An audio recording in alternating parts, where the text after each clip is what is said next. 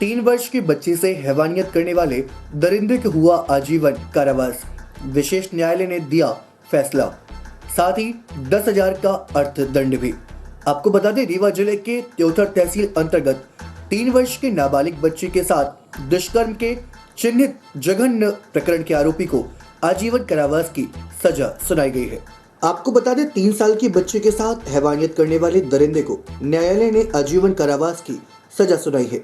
साथ ही कोर्ट ने अर्थदंड से दंडित भी किया है। घटना जनी थाना क्षेत्र में हुई थी। बच्ची अपनी मां के साथ रात में सो रही थी। उसे चुपके से उठा ले गया और घर से कुछ दूर ले जाकर दुष्कृत्य किया था। खून से लथपथ हालत में वह बच्ची को मां के पास लटाकर भागने लगा। तभी मां की नींद खुल गई। परिजनों की सूचना पर पुलिस ने आरोपी के खिलाफ धारा 376 AB, 376, 363, 366, 450, 5-6 पॉक्सो एक्ट के तहत प्रकरण दर्ज गिरफ्तार किया था। पुलिस ने 21 अक्टूबर को न्यायालय में चालान पेश किया था। न्यायालय में अभियोजन की ओर से 21 साक्ष्यों को प्रस्तुत किया गया, जबकि बचाव में 3 साक्ष्य प्रस्तुत किए गए। प्रकरण में अभियोजन द्वारा प्रस्तुत किए गए तर्कों व साक्ष्यों के आधार पर न्यायालय ने आरोपी को दोषी माना। उसे पॉक्सो एक्ट में आजीवन कारावास व 10,000 का अर्थदंड, धारा 450 में 10 वर्ष का कारावास व 500 रुपए का अर्थदंड, 366 में 10 वर्ष की सजा व अर्थदंड से दंडित किया है। अभियोजन की ओर से पैरवी लोक अभियोजक धीरज सिंह ने की। प्रस्तुत है प्राप्त जानकारी के अंश। जहां पर एक 3 वर्षीय बालिका के साथ दिनांक 6/10/21 को रात्रि में जब वो अपने माँ पिता के साथ सो रही थी, तो अभियुक्त द्वारा उसे चुपके से उठा ले गया और उसके बाद उसके साथ गलत काम करके रात्रि में जब वापस रखने आया तो बच्ची चूँकि रो रही थी, तो उसकी इस आवाज़ सुनकर फिर माँ की नींद खुली तो अभियुक्त बच्ची को जो है माँ के पेट पे लेटाकर जाने लगा। तभी माँ को महसूस हुआ कुछ गीलापन, तो उसने जब देखा कि उसके गुप्तांगों से खून बह रहा था। तो तुरंत माँ ने उससे पूछा कि क्या हुआ मेरी बच्ची को, तो अभियुक्त वहाँ मौन रहा और चला गया। और फिर वहाँ उसका पिता भी बच्ची का वहीं बगल में सो रहा था।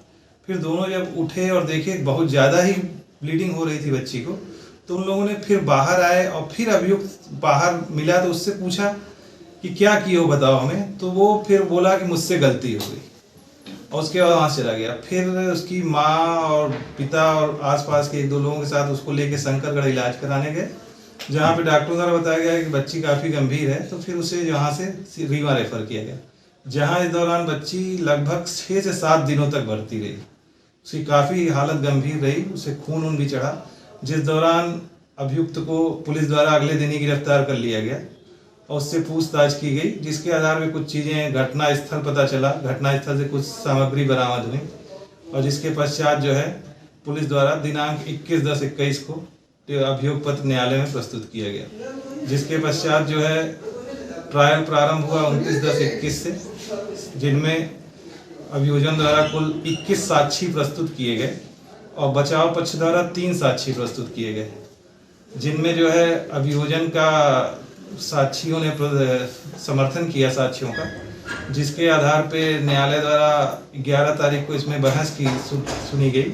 इसमें मेरे द्वारा यह तर्क प्रस्तुत किया गया कि मामला पूर्णतः परिस्थितिजन्य साक्ष्यों पर आधारित है, जिसके संबंध में अभियुक्त द्वारा कोई ऐसा स्पष्टीकरण नहीं प्रस्तुत किया गया जिसके आधार पे उन साक्ष्यों को न निराधार माना जाए, जिसको सत्य मानते हुए फिर न्यायालय ने, माननीय न्यायालय त्योथर द्वारा आज अभियुक्त को पॉक्सो अधिनियम की धारा 5/6 के अंतर्गत आजीवन कारावास शेष प्राकृतिक जीवन काल तक के लिए एवं धारा 366 भादवी के अंतर्गत 10 वर्ष का सश्रम कारावास एवं 500 रुपये अर्थदंड तथा धारा 450 के अंतर्गत 10 वर्ष का सश्रम कारावास एवं 500 रुपये के अर्थदंड से दंडित किया गया है। ये सर न्यायालय का फैसला कितने दिनों के अंदर आ गया है?